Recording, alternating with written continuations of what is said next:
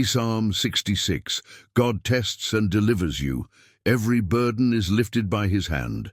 Psalm 66 is a declaration that faith is not forged in comfort but refined in testing.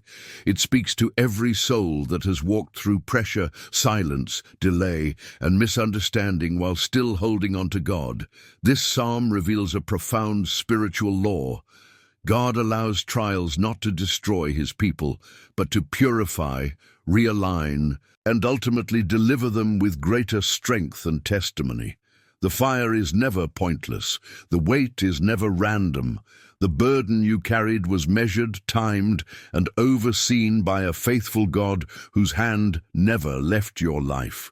This psalm opens with praise, not because life is easy, but because God remains sovereign even when life is hard. It invites all the earth to witness what God does through testing, how he brings his people through water and fire, and how he lifts them into a place of abundance afterward.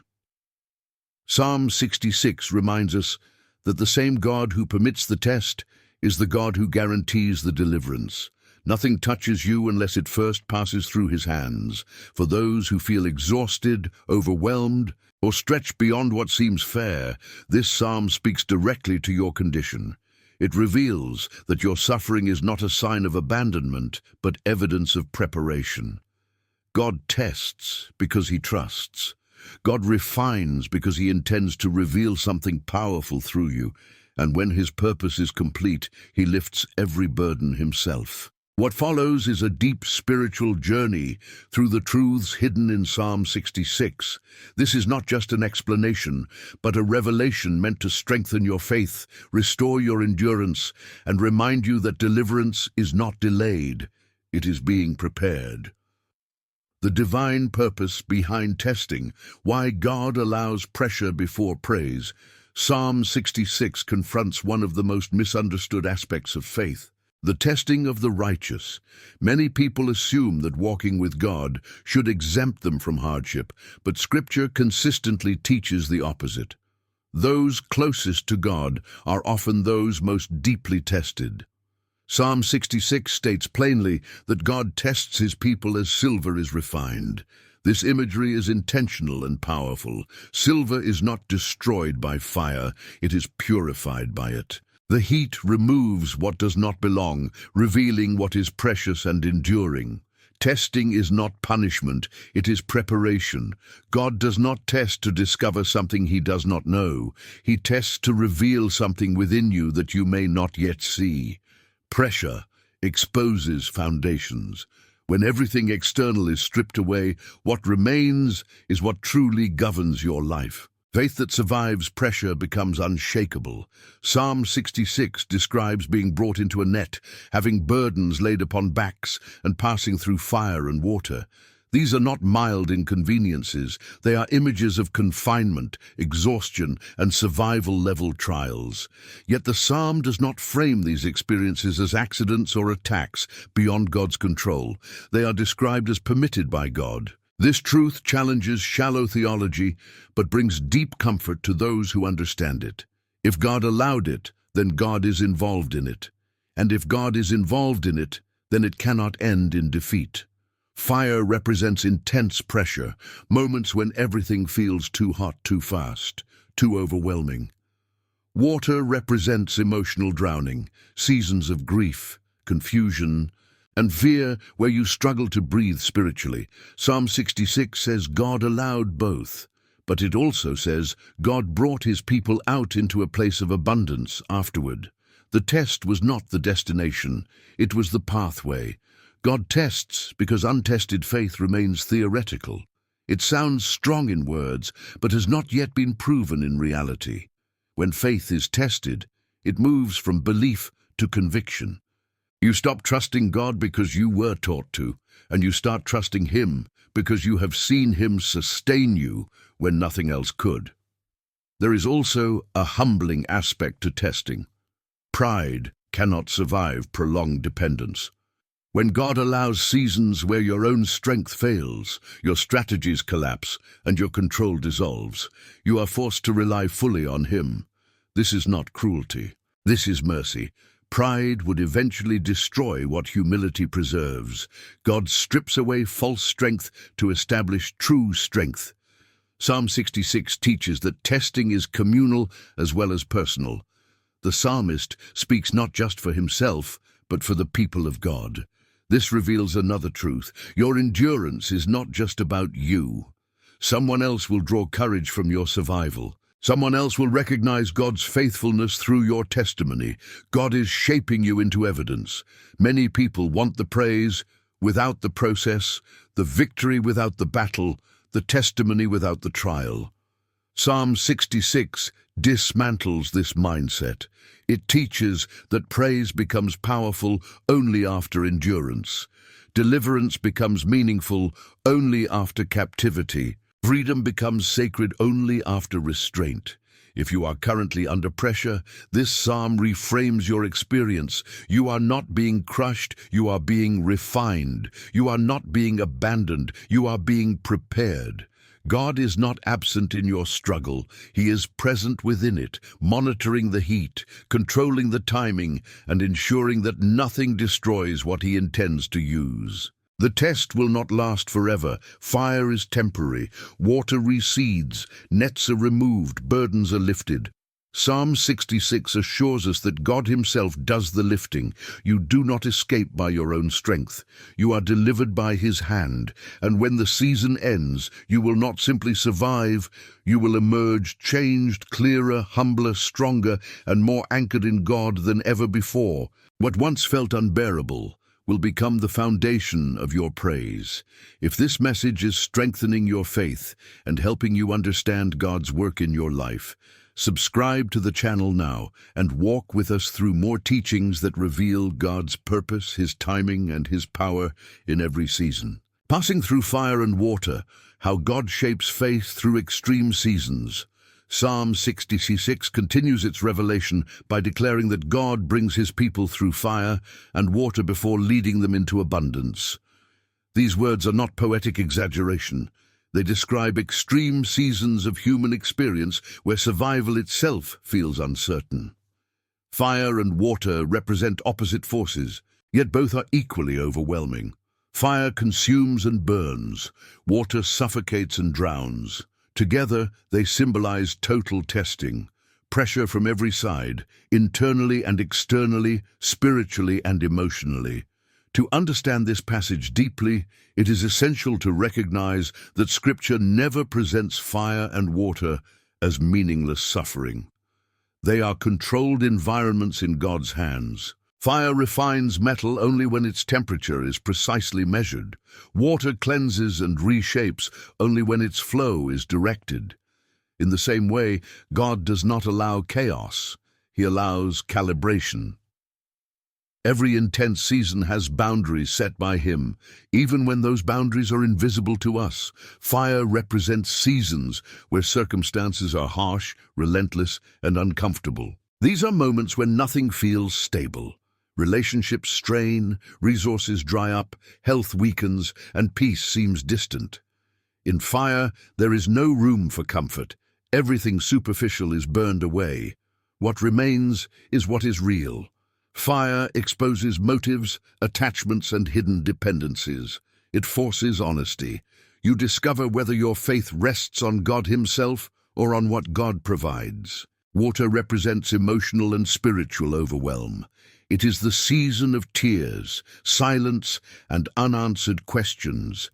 In water, strength feels useless. The harder you struggle, the more exhausted you become. This is where surrender is learned. Water teaches dependence. It humbles the mind and softens the heart. It brings you to a place where pride cannot survive, because pride cannot breathe underwater. Psalm 66 reveals a powerful truth. God allows both. Some people face fire without water, others face water without fire, but many face both in the same season. This dual testing removes every illusion of self-sufficiency. You cannot fight fire and water at the same time. You must trust the one who controls them. One of the most difficult aspects of these seasons is that they often feel contradictory to God's promises. You may have received words of blessing, direction, or purpose, yet find yourself in hardship instead. This creates internal conflict. Doubt whispers that you misunderstood God or that He changed His mind. Psalm 66 corrects this lie. It shows that testing often precedes fulfillment. The promise is not cancelled by the fire, it is clarified by it.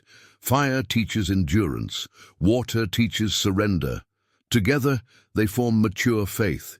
Endurance without surrender leads to burnout. Surrender without endurance leads to passivity. God shapes both. He teaches you when to stand firm and when to let go. He teaches you how to endure without becoming hardened, and how to surrender without losing hope. These seasons also strip away false identities. Many people define themselves by roles, achievements, or approval. Fire and water dismantle these definitions. When you can no longer perform, impress, or control outcomes, you are forced to rediscover who you are in God. This rediscovery is painful but necessary. Identity rooted in God cannot be shaken by circumstance. Another profound aspect of passing through fire and water is the isolation it often brings. Few people understand what you are experiencing. Advice becomes shallow, encouragement feels distant, even prayers from others may feel disconnected. Psalm 66 does not deny this loneliness. Instead, it reveals that God's presence becomes most intimate in these seasons. When human support fades, divine closeness increases. God becomes not just someone you believe in, but someone you cling to. Fire and water also expose hidden wounds and unresolved issues. Pain surfaces that you thought was buried. Memories resurface, patterns repeat. This is not regression, it is revelation. God brings these things to the surface not to shame you, but to heal you. What remains hidden cannot be healed. The test becomes a doorway to restoration. Importantly, Psalm 66 emphasizes that God brings His people through fire and water, not into them without exit. This distinction changes everything. The season has a beginning and an end. You are not meant to live there. You are passing through.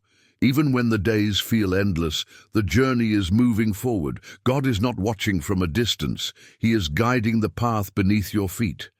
Many people break in these seasons because they interpret discomfort as failure. Psalm 66 reframes discomfort as transformation. Pain does not mean you are losing. It often means something false is dying so something true can live. Growth is rarely comfortable. Transformation often feels like loss before it feels like gain. Fire removes impurities. Water washes residue. Together they prepare you for abundance. Psalm 66 makes it clear that abundance follows refinement. This abundance is not limited to material blessing. It includes clarity, peace, authority, and spiritual depth. You emerge with wisdom that cannot be taught, confidence that cannot be shaken, and compassion that cannot be faked. Those who have passed through fire and water recognize God differently.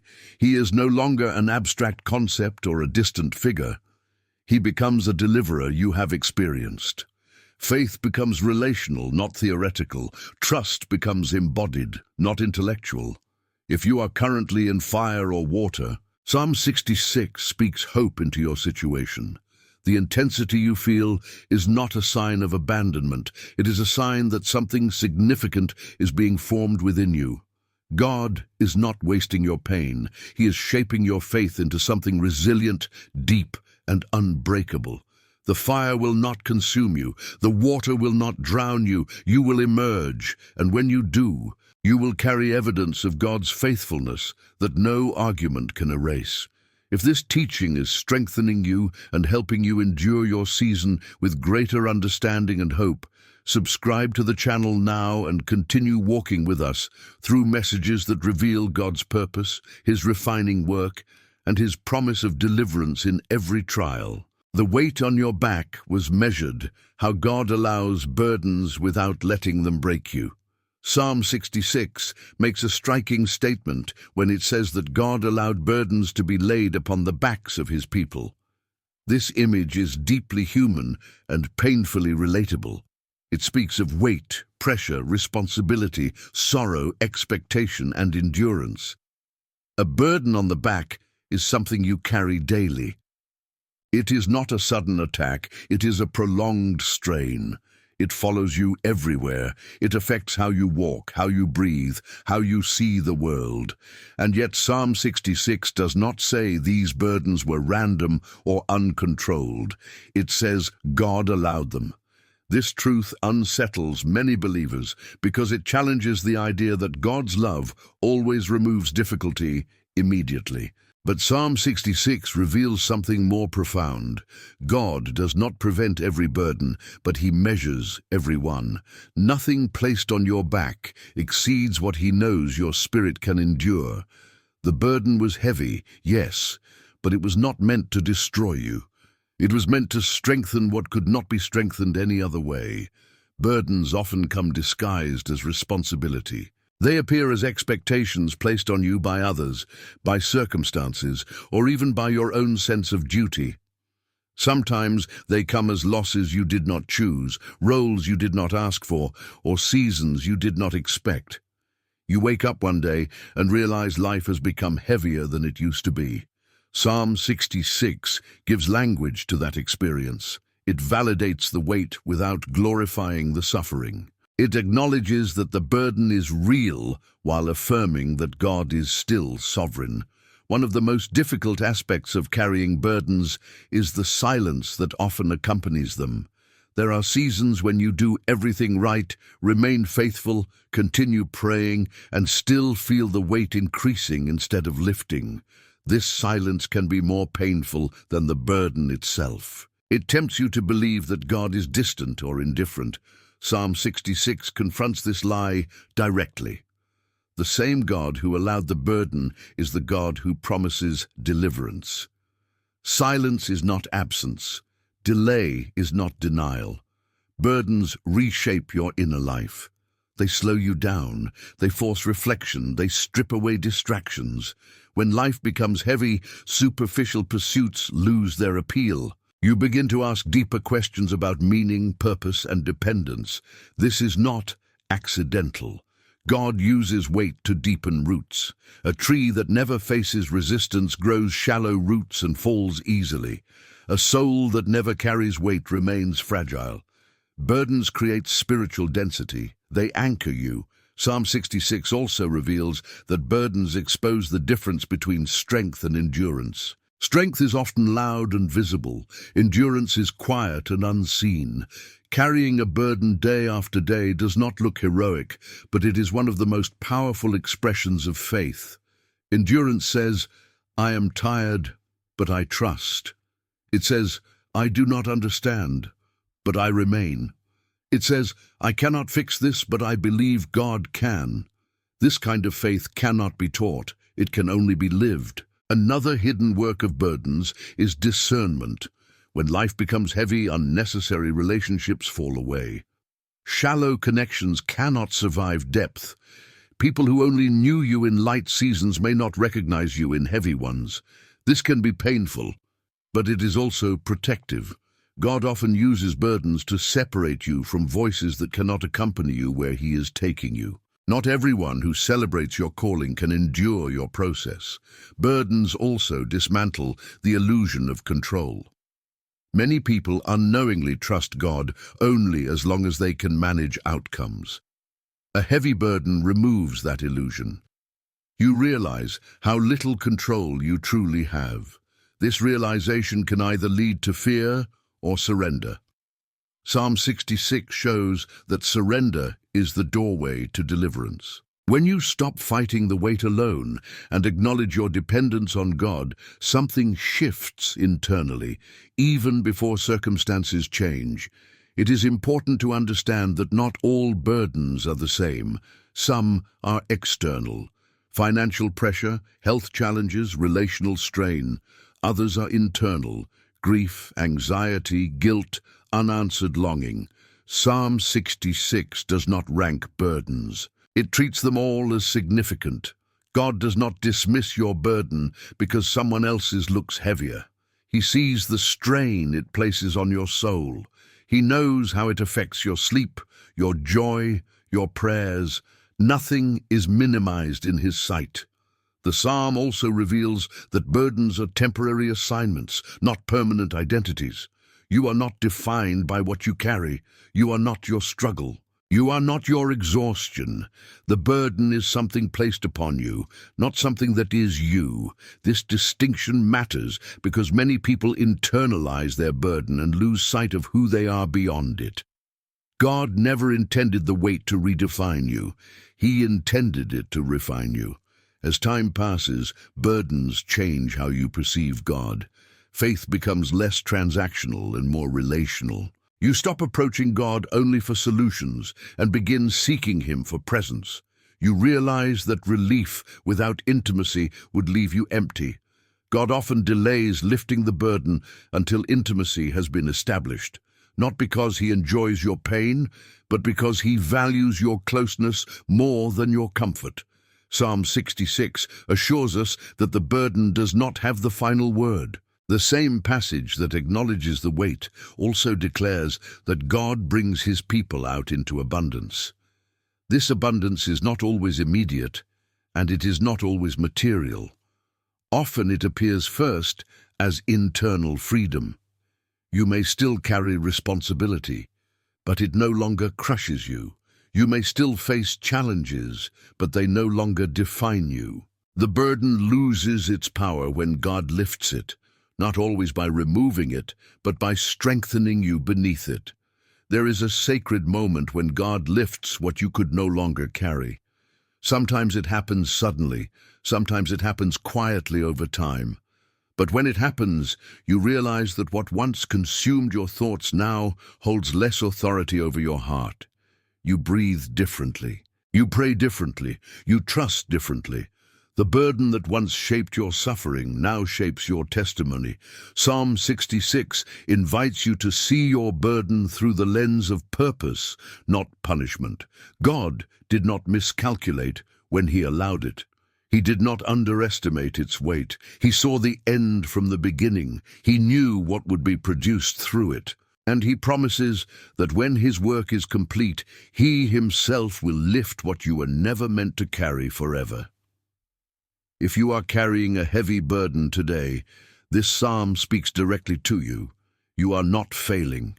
You are enduring. You are not forgotten. You are being sustained. The weight on your back was measured, timed, and supervised by a faithful God whose hand is already reaching to lift it. If this message is helping you find meaning, strength, and hope in your season, subscribe to the channel now and continue walking with us through teachings that reveal how God sustains, refines, and ultimately delivers His people. From captivity to abundance, how God transforms endurance into testimony, Psalm 66 moves with deliberate progression. It does not rush from pain to praise. It walks slowly, honestly, and spiritually from captivity to freedom, from endurance to abundance. This transition is one of the most powerful revelations in the psalm because it exposes how God works over time, not just in moments. God does not merely rescue His people from suffering. He transforms what they endured into testimony, authority, and fruitfulness. Captivity in Psalm 66 is not described as physical imprisonment alone. It is spiritual restriction, emotional confinement, and situational limitation. It is the feeling of being trapped in a season you cannot escape, regardless of how faithful you remain. Captivity is when doors stay closed longer than expected, when prayers feel unanswered, and when progress seems delayed despite obedience. It is a state of limitation that tests not only patience but identity. One of the most difficult truths about captivity is that it often occurs while you are still doing the right things. You are praying, trusting, remaining faithful, yet you feel restrained. Psalm 66 does not deny this reality. Instead, it reveals that captivity can coexist with divine purpose. God sometimes restricts movement not because He is withholding blessing, but because He is redirecting formation. What feels like delay is often alignment. Captivity strips away illusion. When movement is restricted, you can no longer distract yourself with constant change. You are forced to confront internal realities. Fears surface, motives are examined, faith is questioned and refined. This is uncomfortable, but it is necessary. A person who has never faced internal captivity may appear free, but remains unformed. God values formation more than speed. Psalm 66 reveals that captivity is not the end of the story. The same God who allowed restriction also orchestrates release, but release does not come arbitrarily. It comes when endurance has produced maturity. This is a difficult truth because many people want escape before transformation. They want change without depth. God refuses this shortcut because he knows that unprepared freedom leads back to captivity in another form. When God brings his people out of captivity, Psalm 66 says he leads them into abundance. This abundance is not accidental or superficial, it is intentional restoration. Abundance is not merely the absence of hardship, it is the presence of stability, clarity and provision. It is the condition where lack no longer defines your decisions and fear no longer governs your thoughts. Abundance also includes spiritual authority. Those who have endured captivity carry discernment that others do not. They recognize false freedom. They value true peace. They do not take grace lightly because they have known restraint. Their praise is not shallow because it is rooted in memory. When they speak of God's faithfulness, they speak from experience, not theory. Another crucial truth revealed in Psalm 66 is that abundance often arrives quietly. It does not always come with dramatic announcements. Sometimes it begins internally before it manifests externally. You notice that anxiety no longer dominates your mind. You notice that hope returns without effort. You notice that your prayers feel different, not desperate, but confident. These are signs that captivity has ended, even if circumstances are still adjusting. God does not waste captivity. Every confined season leaves deposits of wisdom, humility, patience, and trust. These qualities become tools in abundance. Without them, abundance would corrupt rather than bless. This is why God times release so carefully. He knows exactly when abundance will build you instead of breaking you. Psalm 66 also teaches that deliverance is communal in impact. When God brings one person out of captivity, others are strengthened by the testimony. This is why the psalm repeatedly calls others to come and see what God has done. Testimony is not self-promotion. It is invitation. It invites others to trust God with their own captivity. It says, "If he did it for me, he can do it for you." One of the most beautiful aspects of this transition is how God redefines memory. What once caused pain becomes proof. What once felt like loss becomes foundation. You no longer remember captivity only as suffering. You remember it as the place where God met you most deeply. This does not glorify pain, but it redeems it. It removes its power to haunt you. Abundance also restores vision. In captivity, vision narrows. You focus on survival. In abundance, vision expands. You begin to see beyond yourself again. You regain the ability to dream, plan, and build. This restored vision is not reckless. It is anchored. You move forward with wisdom shaped by endurance.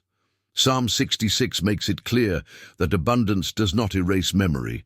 You do not forget where you came from. But memory no longer wounds you. It strengthens you. It keeps you humble. It keeps you grateful. It keeps you dependent on God rather than on the abundance itself. There is also a spiritual responsibility that comes with abundance. Those who have been delivered are called to live differently. They do not exploit others. They do not harden their hearts. They recognize suffering because they have known it. This compassion becomes part of their calling. Abundance is not only for enjoyment, it is for stewardship. Psalm 66 shows us that God's deliverance is complete. He does not partially restore. He brings his people fully out. He lifts the burden, breaks the net, calms the waters, and extinguishes the fire. What remains is not survival, but stability. Not fear, but confidence. Not silence, but praise. If you are still in captivity, this psalm assures you that your endurance is not invisible. God is watching, measuring, and preparing the moment of release. If you are stepping into abundance, this psalm teaches you how to walk in it with humility and gratitude. And if you are somewhere in between, it reminds you that God's process is still unfolding. Your story is moving forward even when it feels still. Your endurance is producing something greater than you can see. And when God brings you out, your life will speak louder than your words ever could. If this teaching is helping you understand God's timing, trust his process, and find hope beyond captivity, subscribe to the channel now and continue walking with us through messages that reveal how God turns endurance into deliverance and testimony into transformation. A life that praises after deliverance, how gratitude becomes the evidence of God's hand. Psalm 66 reaches its deepest spiritual dimension when it moves from endurance and deliverance into a life of conscious, intentional praise. This is not emotional celebration or temporary relief. It is the transformation of the inner life after God has lifted the burden and brought his people out. Praise here is not reaction, it is response. It is not noise, it is alignment. It is the visible evidence that God's hand has truly completed its work. The psalmist declares that after deliverance, he will come into God's house with offerings and fulfill vows made during trouble. This detail is critical. It reveals that praise after deliverance is not accidental or spontaneous alone. It is remembered, chosen, and faithful. In the season of burden, vows were made quietly, often in pain, often without witnesses. Now, after God has acted, those vows are honored openly. This shows integrity of faith. God is not only honored when we cry out, but when we remember who he was when the crisis has passed. One of the greatest dangers after deliverance is forgetfulness. When pressure lifts, it is easy to move on quickly, to normalize the miracle, and to treat restoration as deserved rather than gifted. Psalm 66 protects against this spiritual amnesia. It anchors praise in memory. It insists that deliverance must shape how one lives, speaks, gives, and worships afterward. Gratitude becomes a way of life, not a moment. A life that praises after deliverance is marked by humility. Those who have been lifted by God do not boast in themselves. They do not rewrite history to make themselves appear stronger than they were.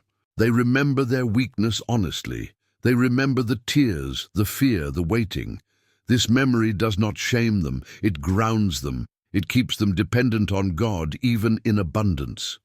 Praise after deliverance also changes how a person views God. He is no longer approached only as a rescuer in crisis, but as a faithful companion in life. Prayer becomes less frantic and more relational. Worship becomes deeper, not louder.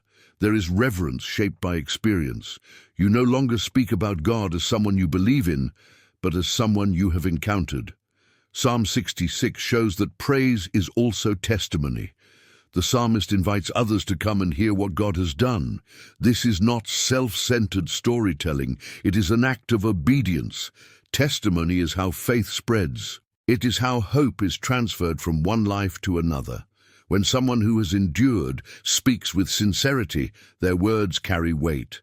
They do not need exaggeration. Truth is enough. Another mark of praise after deliverance is obedience. Gratitude that does not lead to obedience is incomplete. Psalm 66 links praise with action. The psalmist does not only speak, he fulfills vows. He does not only remember, he responds. This teaches that true gratitude reshapes priorities. What once competed with God loses its grip. What once seemed urgent becomes secondary. Life is reordered around what truly matters. Praise after deliverance also reshapes relationships. Those who have been sustained by God become more patient with others. They listen differently. They judge less quickly. They recognize silent battles because they have lived one. Compassion grows naturally, not as a moral obligation, but as a spiritual reflex. God's mercy experienced personally becomes mercy extended outwardly.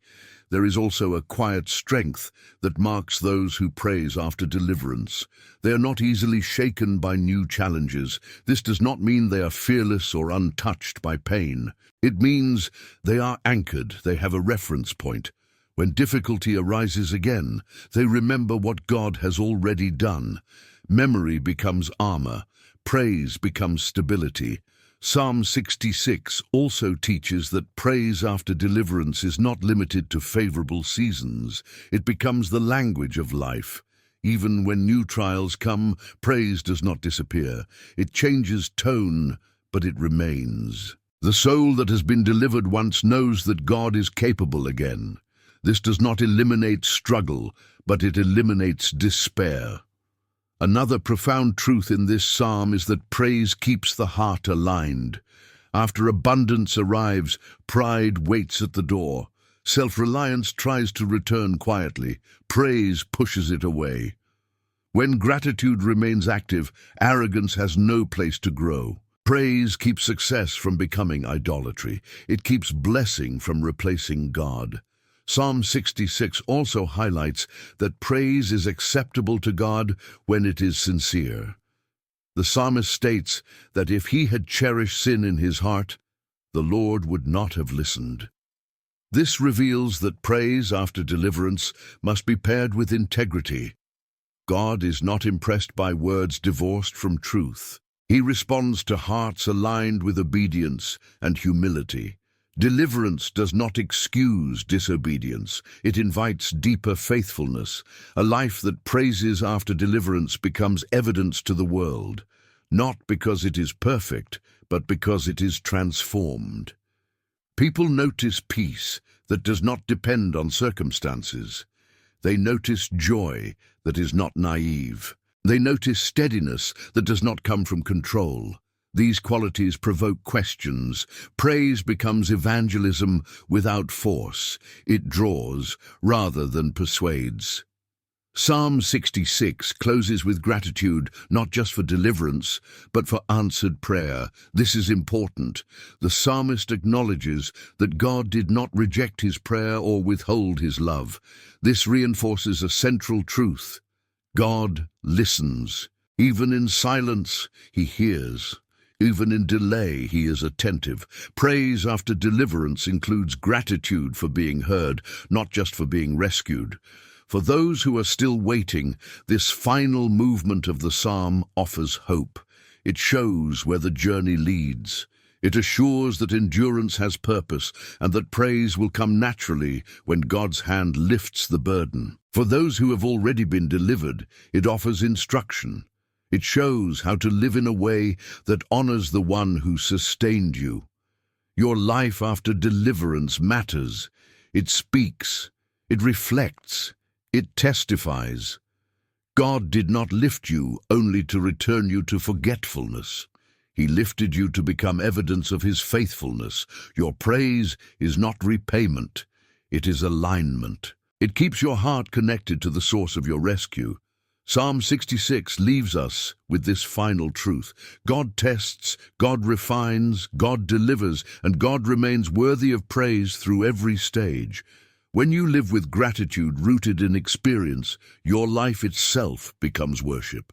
If this message has walked with you through testing, endurance, deliverance, and gratitude, subscribe to the channel now and continue journeying with us through teachings that strengthen faith, reveal God's hand in every season, and lead you into deeper trust and lasting peace. God heard your cry, how integrity in prayer secures lasting deliverance. Psalm 66 reaches its final and most intimate revelation when the psalmist declares with confidence that God heard his cry and did not reject his prayer or withhold his mercy. This statement is not casual or emotional. It is the conclusion of a long spiritual journey that began with testing, continued through fire, water, burden, captivity, and deliverance, and now arrives at assurance. It answers the deepest fear many believers carry in silence. Did God really hear me when I cried out?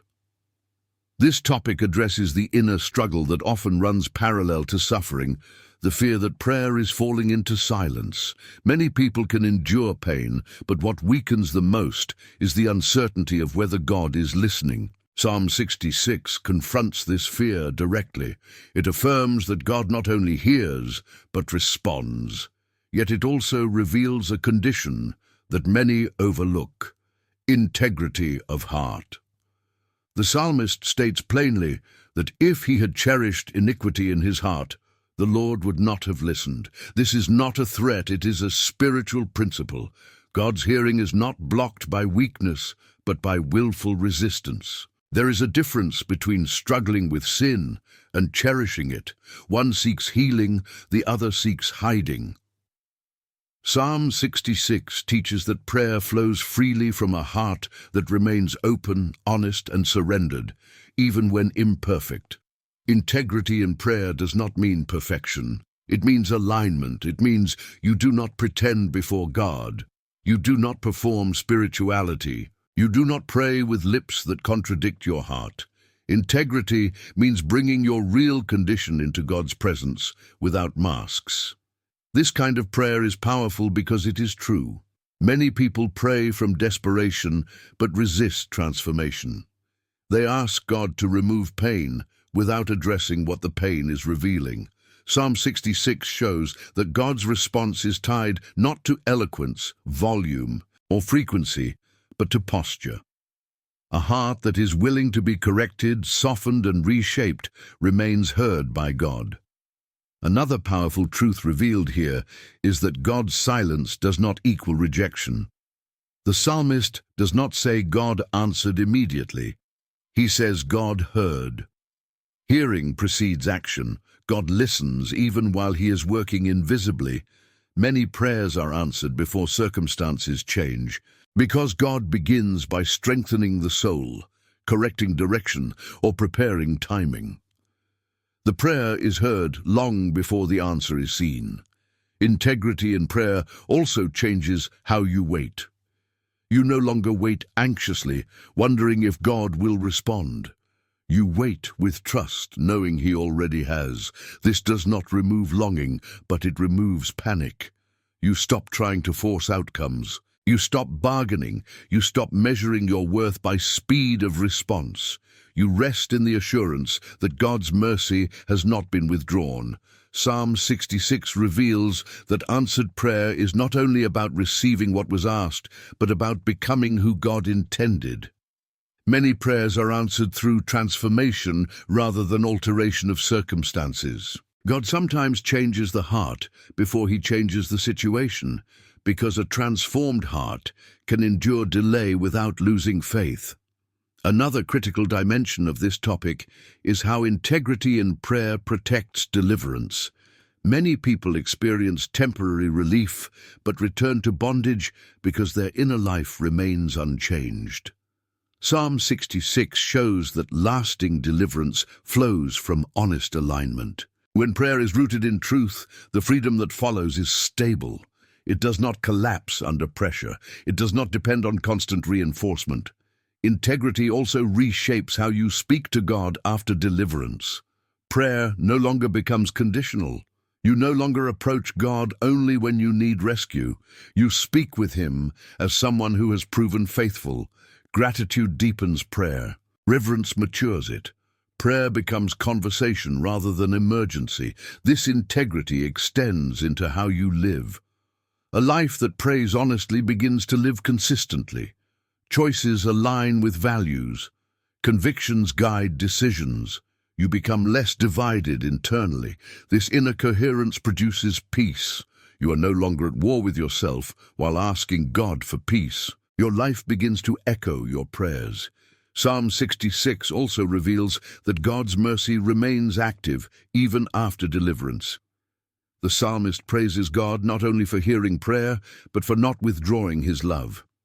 This matters because many people fear that God's kindness is temporary, that he helps once and then distances himself. Psalm 66 dismantles this fear. God's mercy is not a reaction. It is his nature. He does not grow weary of listening. Another important truth is that integrity in prayer gives clarity in future trials. When new difficulties arise, you do not question whether God hears you. That question has already been settled. Faith moves forward without relitigating God's faithfulness. This stability allows you to face new challenges with courage rather than confusion. Integrity also removes performance from prayer. You no longer pray to impress God or manipulate outcomes. You pray to align yourself with truth. This freedom makes prayer lighter, more sincere, and more powerful. You stop hiding doubts and start bringing them honestly before God. This honesty deepens trust rather than weakening it. Psalm 66 shows that God delights in this kind of prayer. He responds not because the prayer is flawless, but because it is sincere. He values truth over polish. He listens to hearts that seek him without reserve. For those still waiting on answers, this topic brings reassurance. God hears you even when nothing seems to change. For those who have received deliverance, it brings instruction. Remain aligned, remain honest, remain humble. Do not let blessing dull your sincerity. Your prayer life after deliverance matters as much as your prayer life during struggle. Integrity keeps the channel open. It keeps mercy flowing. It keeps faith alive. Psalm 66 ends not with noise, but with confidence. God heard, God answered, God remained faithful, and the life that knows this truth walks forward without fear. If this message has strengthened your confidence in prayer, restored your trust in God's listening ear, and helped you understand how integrity secures lasting deliverance, subscribe to the channel now and continue walking with us through teachings that deepen faith, clarify truth, and reveal God's presence in every season of life. Your story was never just about you, how God uses your journey to awaken others. Psalm 66 carries a revelation that reaches far beyond personal deliverance. As the psalm unfolds, it becomes clear that what God does in one life is never meant to remain isolated. The testing, the fire, the water, the burden, the captivity, the deliverance, the answered prayer, none of it exists only for individual survival. It exists for witness. It exists for awakening. It exists because God intends to reveal himself through lived experience, not only through words. The psalmist repeatedly calls others to come and see, to listen, to witness what God has done. This invitation reveals a deep spiritual principle. Personal encounters with God become communal revelations. God does not rescue silently by accident. He rescues visibly on purpose. Your journey carries a message that cannot be communicated by theory, doctrine, or instruction alone. It must be embodied. One of the most humbling realizations after deliverance is understanding that your suffering had reach. While you were focused on surviving, God was shaping a testimony that would speak to people you may never meet directly. Pain narrows vision. Deliverance widens it. After God lifts you, you begin to see how your endurance created language for others who lacked words for their own suffering. Psalm 66 shows that testimony is not about exaggeration or drama, it is about truth. The psalmist does not hide the difficulty. He does not minimize the pressure. He openly speaks of fire, water, burdens, and captivity. This honesty is what gives testimony its power. People do not connect with polished stories. They connect with truth that mirrors their own hidden struggles. Your story becomes powerful not because you avoided pain, but because you walked through it without losing faith. Many people are not waiting for perfect examples. They are waiting for honest ones. They are waiting to see that survival is possible without denial, that faith can coexist with fear, and that God remains faithful even when answers are delayed. Another profound truth revealed here is that God often uses the most reluctant witnesses. Many people who endure deep testing do not desire public platforms or attention. They simply want peace. Yet God gently turns their survival into signal. Without forcing exposure, He allows their changed posture, steadiness, and clarity to speak. People notice when someone has been through something and emerged different. Psalm 66 teaches that testimony is not always spoken loudly. Sometimes it is seen in how you respond to new pressure. Sometimes it is seen in how you treat others. Sometimes it is seen in how you remain calm where others panic. These quiet signs often speak louder than words. They provoke questions. They open doors. They invite conversation. God also uses your journey to correct false ideas about faith. Many people believe that faith eliminates struggle. Your story reveals that faith sustains through struggle. This distinction is critical. It rescues others from disappointment when hardship comes. It teaches them to trust God's presence rather than expecting constant comfort. Your journey also becomes permission for others to be honest. When you speak openly about what you endured, you create space for others to admit what they are facing. Silence isolates, testimony connects. God uses this connection to heal communities, families, and hearts that have learned to hide. Psalm 66 also reveals that testimony glorifies God, not the individual. The focus remains on what God did, not on how strong the person was. This keeps testimony pure. It prevents pride. It ensures that the outcome directs attention upward rather than inward. True testimony always points beyond itself. Another critical dimension of this topic is timing. God releases testimony when the heart is ready, not when curiosity demands it. Some stories must mature internally before they can be shared externally. Psalm 66 does not rush disclosure. It unfolds naturally after deliverance and reflection. This protects both the speaker and the listener. Your story also becomes a form of spiritual warfare. When you testify to God's faithfulness, you undermine despair, you challenge hopelessness, you weaken the lie that suffering is meaningless. Darkness loses ground when light is spoken honestly. This is why testimony is powerful even when it feels simple. God also uses your journey to remind you of where you came from. Testimony preserves humility. It keeps memory alive without reopening wounds. It ensures that gratitude remains active. When you remember aloud, you remember inwardly. This keeps your heart aligned and your dependence intact. Psalm 66 reveals that testimony invites others into worship. When people hear what God has done, praise multiplies, faith spreads, hope increases. On deliverance becomes many awakenings. This multiplication is intentional.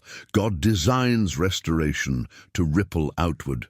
Your story may reach people you never expected. It may speak to someone in a quiet moment long after you share it. It may surface in a season when they feel forgotten.